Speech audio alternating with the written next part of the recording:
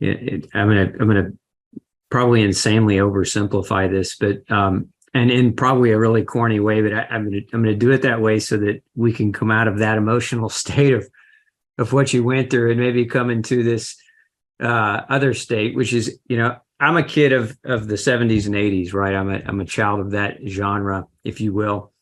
And so, one of the let's say the classic stories that we grew up with is this Star Wars theme, right? So you have Yoda, who's this wise alien and notoriously famous for saying anger and resentment are basically roads to the dark side.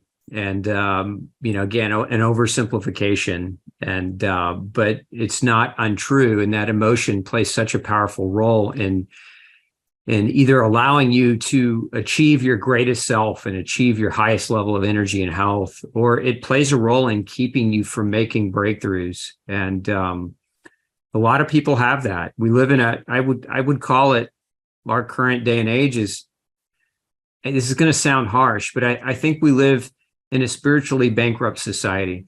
And I think people have traded their belief in the spiritual realm, and whether you're Christian or it doesn't matter to me. Like, I'm not here to promote any one religion, but we've traded it for convenience. We've traded it for materials. We've traded it for things that don't really matter, but seem like they matter. And I think at the end of the day, when you peel yourself away from the material and really get down to brass tacks, what matters most is that you are spiritually connected in a loving way to those around you, right? And if you aren't, or if there's a, we'll just say, a disconnect, an anger, or resentment, or whatever you might hold or harbor, it can make you sick. It can make you very sick, and it can make you chronically sick, and it can prevent you from getting healthy. And it is because that energy absolutely will affect the way that your body is capable of navigating the world in a happy, healthy way. It absolutely will. And I want to share one study that might help bring this home a little bit, because it's talking about on the physical level. So as I was mentioning, your emotions really come out of your thoughts and your perception, right? So again, perception really matters. So there was this study that was done, I think it was out of Stanford, and it was a leptin study. And so leptin, as you know, is a hormone associated with feeling full. All right. So the researchers had these subjects come into the lab, and they fed them a meal, and they measured their leptin levels. Then they had them go home, and about a week later, I think, they had them come back, and they told half of the subjects that they had a gene that would protect them against obesity, right? So whatever you eat, doesn't matter, you have this gene, it's going to protect you against obesity. They gave them the same meal, and they measured the leptin again. In that group that thought they had the protective gene, their leptin increased about 2.5 times. But the real kicker is they didn't all have the gene. The researchers lied to them and just told them they had the gene. So this is an example in the scientific published literature of how your belief can override your genes. And again, whatever your belief, your perception, your emotions follow that, right? So this is a great example that that your feelings are a critical aspect of your healing. And, most people are already actually aware of this, because even the CDC talks about how like 90% of all diseases are caused by or related to stress, right? And all these studies talking about, the emotional stress contributing to disease. So we already know this kind of on a peripheral level, but I think you're absolutely right. We don't believe it, because if we did believe it, it would be part of our daily wellness protocol. Just like, I'm going to drink clean water, I'm going to eat this clean organic food, I'm going to stop eating grains, right? It would be one of those steps. It would be, I'm going to do my emotional detox for the day, right? You would be, I'm going to connect with community, right? And you're so right, that spiritual connection with community, that is always one of the top factors when you talk to people who live over 100 years old. That's one of the common factors. They have this sense of feeling of community. And why is that? That sense of community elicits those high frequency emotions, right? Of feeling supported, of feeling loved, of feeling grateful. And what I've learned in my own healing journey is that I would say almost every single time, like I don't want a blanket statement 100% of the time, right? Because there always seems to be some kind of caveat, but almost all the time, the emotional root cause of a chronic or autoimmune disease is not feeling good enough. And meaning you don't feel loved. So what we say on the emotional level is that disease, like chronic disease, stems emotionally from a lack of forgiveness, right? Not forgiving. Autoimmune disease, if you want to divide it that way, autoimmune disease on the emotional level stems from not feeling loved and accepted the way that you are. And you can bring that down to the physical level. You know, we talk about autoimmune disease. People describe it as the body is not able to identify self. So the body attacks self. I don't actually like that definition, but that is the common definition. The body attacks self. Okay. So the body doesn't identify itself anymore. If you bring that to the emotional level, like I said, when you don't love and accept yourself, that acceptance means you are putting that divide between you and your body. Hence, it's not gonna recognize itself anymore, right? So you're not being your true self. And so part of the emotional component of reversing these diseases is finding your voice, finding your truth, right? Being true to yourself. So it's forgiving. These things are all tied together. The forgiveness component and learning to love and accept yourself exactly the way you are. So I have found that when I went through and my list of people who I thought had harmed me in the past, especially like adverse childhood experiences, you know, the attachment trauma I talked about, things that happened in childhood. I made a list of all the incidents, all the people that I thought had wronged me. And I went through and practiced forgiving, which is a whole nother story because I didn't even know what forgiveness was. And what I realized was the hardest person to forgive was myself. And it still is, right? Because I expect perfection from myself, right? This higher standard. So that's a daily emotional detox for me, is working on forgiving myself, you know, forgiving all these people, all these transgressions that have happened, but also just for forgiving myself. And part of it, do we have time? Do you want to go into forgiveness, or are we about out of time? Let's talk about forgiveness. So I'm just gonna throw this out there too, because one of my observations, and it's just a variance on what you just said, which is a person's journey to heal really has to begin with the self-awareness that they have to love themselves enough to be honest with themselves about what needs to change. Yeah. But also have the grace enough to forgive themselves for the things that they've done and the things that they will continue to do that might be a blip in their way, that might be a road bump in their way. And that to me is so important because, you know, we were just talking about this before we even hit the record button. We were talking about being your own worst critic, right? And it's a very easy thing, you know, to get caught in that emotional trap of criticizing yourself for not being good enough. And that, you know, again, as self-forgiveness is what you've just expressed. So yeah, let's take it in that direction. Talk a little bit more about like what your journey and what your experience was and how you kind of came to terms to forgive yourself and be in a better place. Sure. So what I realized was I had a dysregulated nervous system, which most everybody does. And mine stemmed from the adverse childhood experiences, the ACEs, and the attachment trauma. And so I was trying to figure out, okay, how can I rewire my nervous system, right? And so I did a deep dive into fight or flight and the fight, flight, or freeze response.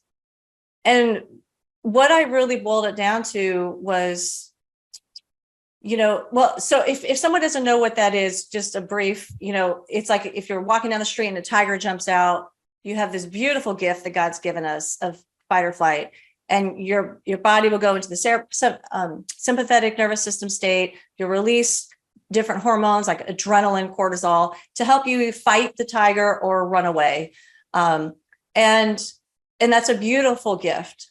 And what we now know is that some people are estimating that the average person spends about 70% of their time actually in this chronic state of fight or flight. And that alone can lead to disease because, for instance, elevated cortisol, right, can lead to inflammation, decreased ability to lose weight, increased fatigue, you name it. So it's not good to sit in this chronic state of fight or flight. So I was thinking about it and I thought, well, why? Why are we in fight or flight all the time? Because we don't have these literal tigers chasing us anywhere. Like, I feel safe. I'm at my house. My doors are locked. Like, there's nobody trying to rob me. Like, why are we sitting in fight or flight? And then I realized fight or flight is, at the root of it, a fear response, right? It is a response to fear. So the more appropriate question is, what are we afraid of? Why are we all afraid 70% of the day? And that's where you get into, there may not be physical tigers chasing you, but we have these emotional tigers chasing us. And we tend to distract ourselves, right, as a coping mechanism by doing things like getting on social media, for hours or whatnot, or binge eating, or some people, exercise way too much for what their body needs. Or me, my coping mechanism is work, right? So we tend to try to distract ourselves as these coping mechanisms because we're running from these emotional tigers, but you can't actually outrun them because, as I've just outlined for you, they're always there. They're imprinted in your biofield. So while you are keeping your mind busy running from them, your body is getting this information sent to it, right? This through the energies of your emotions, and it is responding accordingly. So the body doesn't know the difference between a trauma that happened 20 years ago and you thinking of it and it happening, you just remembering it right in this moment. It will still release the same kind of survival chemicals in your body. So it's releasing these chemicals while you're off dissociating, distracting yourself.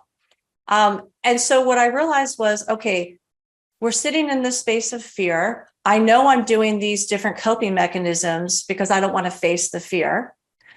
So where is the fear ultimately coming from? And it was coming from not feeling loved and accepted, not only from myself, but from other people. And as I'm telling you, if you work with someone individually and you go through the layers, it almost always comes down to this. Like, even with men, even with my husband, he was like, no, because he had lupus, right? He was developing lupus and he had recurring Lyme.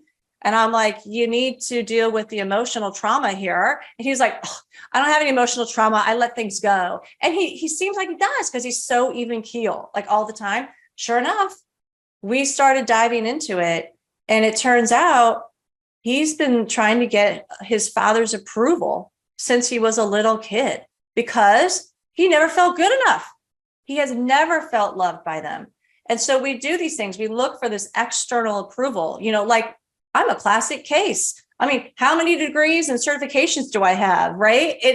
I love learning, but I'm doing it also because I want the external validation from people.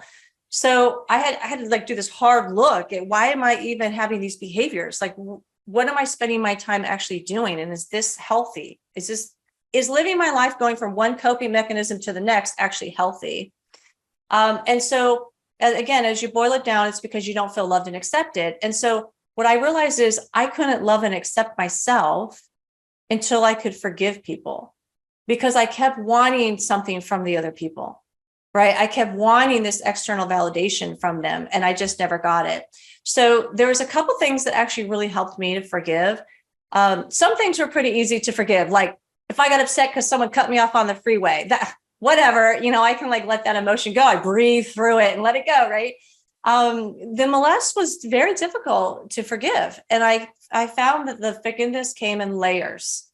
So it wasn't this, oh, I just feel like light. All of a sudden, I just forgave you entirely, right? It was like I would remember an incident, I'd work through it, and I would let it go. And then a few days later, maybe a few weeks later, I hear a song or something, and it would bring back another memory. Then I would work through that one and let it go. So for me, that really actually happened in layers. And one of a pivotal moment for me in learning how to forgive, it was two things. First of all, I realized forgiveness is not about the other person. Forgiveness is about me saying, I'm not going to carry your burden anymore, right? I'm not going to carry this toxic energy anymore because I love myself too much to do that to myself. So here, you can have it back. That was the first pivotal moment. The second was I was listening to a forgiveness meditation by Louise Hay, who I adore her. In this meditation, I must have listened to it, I don't know, 30, 50 times. But like that one more time you hear it, all of a sudden something jumps out at you. It's one thing that she said. She said, I forgive you for not being the way I wanted you to be. It clicked. Wait a minute. I'm sitting here trying to forgive these different people in my lives. Forgive them for what? The molest is a different case, right? We're looking at other things that people have done. I'm trying to forgive them for an expectation I put on them because I wanted them to be something they weren't. Like, and this was an analogy I came up with. I wanted my biological dad, I wanted him to be an ocean, right? I wanted him to be able to carry all this water in this ocean. My dad is actually a thimble. That's how much water he can carry because of past traumas that he's had in his life as well. He was not capable of being the dad I wanted him to be. So I had to learn I forgive him for not being the way I wanted him to be, forgive myself for putting that misplaced expectation on him. Once you can do that, you see them for who they are. You don't try to change them anymore. And you begin to love them and accept them for who they are. And once I was able to do that with other people, I could turn it on myself and say, in this situation, I want and I expect myself to be this ocean carrying all this water. In this particular situation, I'm a thimble, and that's okay. I love myself and accept myself exactly the way I am.